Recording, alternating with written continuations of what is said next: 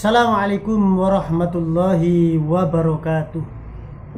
Bismillah, alhamdulillah, assalatu wassalamu ala rasulillah Sayyidina Muhammadin ibni Abdillah wa ala alihi wa ashabihi wa man walah. La hawla wa la quwwata illa billah, amma ba'd. Sahabat-sahabatku, saudara-saudaraku dimanapun Anda berada, di tangan saya ini ada sebuah kitab Fadhailul A'mal yang sudah diterjemahkan ke dalam bahasa Indonesia. Buku ini, kitab ini biasanya dibaca, dijadikan pegangan dan dibaca oleh saudara-saudara kita jamaah tabligh di masjid-masjid, di surau-surau.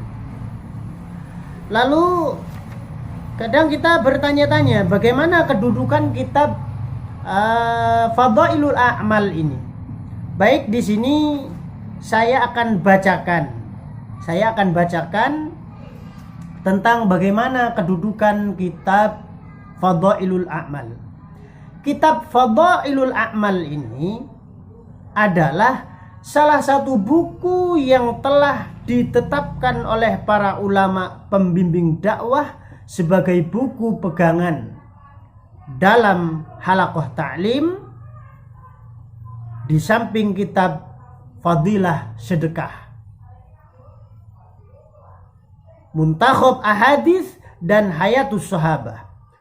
Maulana Muhammad Zakaria Al-Kandahlawi rahmatullah alaih menulis dalam sebuah suratnya bahwa isi kitab Fadilah Amal ini bukanlah semata-mata pemikirannya, tetapi ia menukil dari kitab-kitab yang sudah diakui secara umum di kalangan para ulama Ahlus Sunnah wal Jamaah.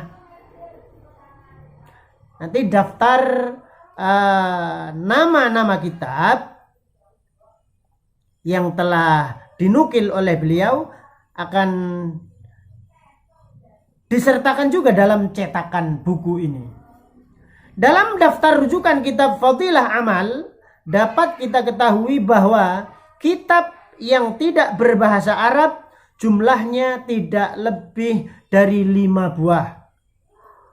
Sedangkan selebihnya adalah kitab-kitab berbahasa Arab yang tidak asing di kalangan ahli ilmu. Dengan demikian bisa disimpulkan bahwa kitab tulisannya ini, tulisan Syekh Maulana Muhammad Zakaria Al-Kandahlawi, bukanlah sebuah kitab yang baru, tetapi kumpulan kitab-kitab lama karya ulama-ulama Ahlus Sunnah wal Jamaah yang beliau tulis kembali dengan bahasa yang mudah difahami.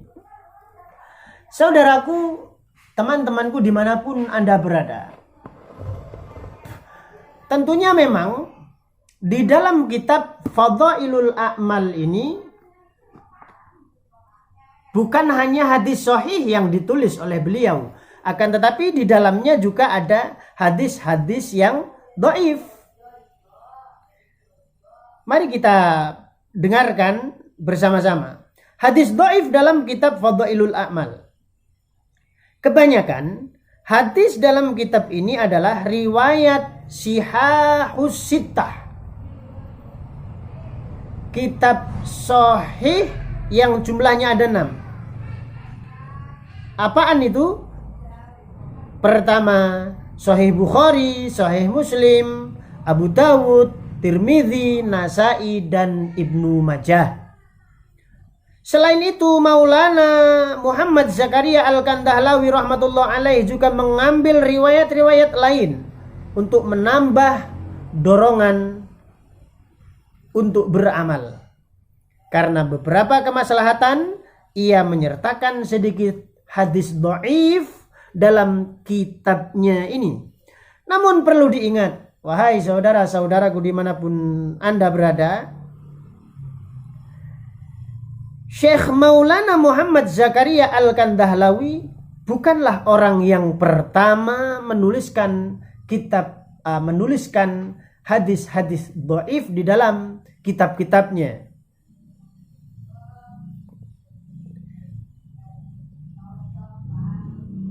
Yang mengumpulkan hadis dhaif bersama hadis-hadis sahih dalam satu kitab.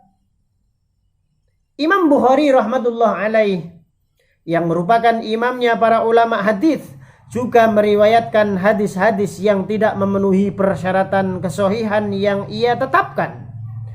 Dalam kitab Sahih Bukhari, riwayat yang tidak memenuhi persyaratan itu dikenal dengan hadis mu'allaqat. Dalam kitab Adabul Mufrad, ia juga memasukkan hadis-hadis dhaif di dalamnya. Alhamdulillah, hingga hari ini belum ada orang atau ulama yang menyalahkan Imam Bukhari rahmatullahi ta'ala alaih. Apalagi melarang pembacaannya dengan alasan berisi hadis dhaif. Tidak ada. Imam-imam hadis yang lain pun meriwayatkan hadis-hadis dhaif dalam kitab-kitab mereka. Dalam fatwanya, Imam Ramli rahmatullah alaihi menjelaskan tentang pengamalan hadis dhaif.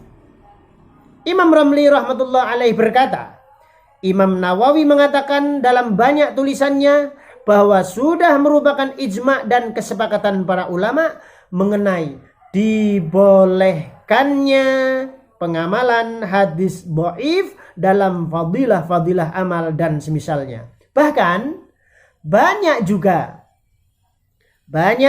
para ulama seperti Imam Ahmad bin Hanbal rahmatullah alaihi dan tokoh-tokoh hadis lainnya menggunakan hadis-hadis dhaif sebagai dalil di dalam hukum dengan seleksi yang ketat dalam seleksi tertentu.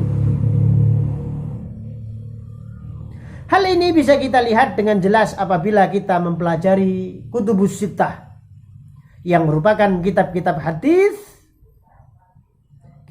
hadis pokok di kalangan para alim ulama, di mana para imam menggunakan hadis-hadis dhaif sebagai dalil dalam hukum.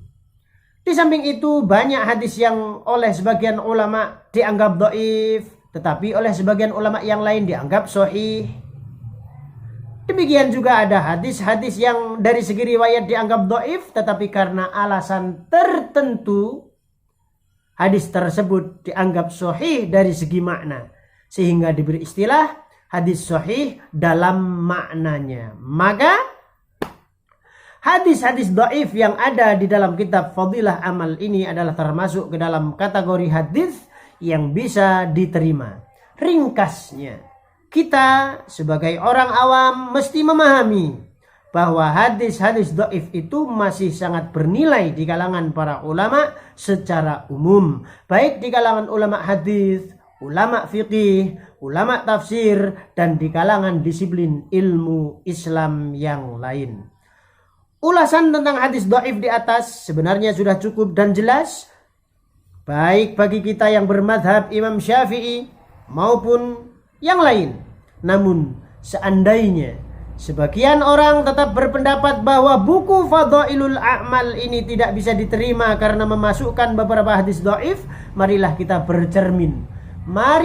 bercermin kepada para sahabat radhiyallahu taala anhum ajma'in dalam berbeda pendapat. Dari Syekh Abdurrahman bin Yazid rahmatullah alaihi berkata, Sayyidina Utsman salat di Mina 4 rakaat pada musim haji. Maka Sayyidina Abdullah bin Mas'ud radhiyallahu anhu berkata, aku salat bersama baginda Nabi sallallahu alaihi wasallam 2 rakaat. Bersama Sayyidina Abu Bakar radhiyallahu anhu 2 rakaat. Bersama Sayyidina Umar radhiyallahu anhu 2 rakaat. Imam A'mashi rahmatullah alaihi berkata, Syekh Muawiyah bin Qurrah rahmatullah alaihi meriwayatkan dari para gurunya bahwa Sayyidina Utsman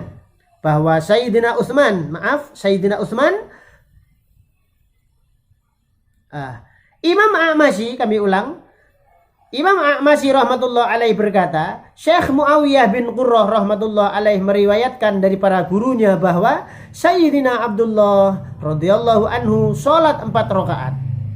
Ia ditanya, engkau mencela Sayyidina Utsman, lalu engkau sendiri sholat 4 rakaat? Ia menjawab, perselisihan itu lebih buruk.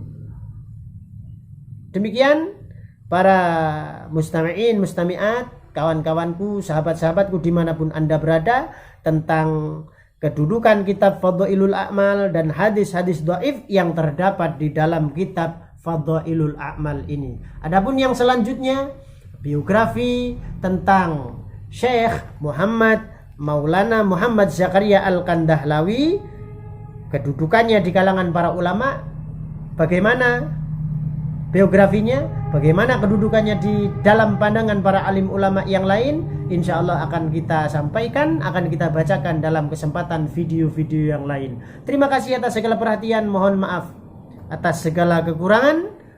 Usikum wa nafsi bitaqwallah. Wassalamualaikum warahmatullahi wabarakatuh. Sholatlah tepat waktu dan berusahalah berjamaah di dalam masjid.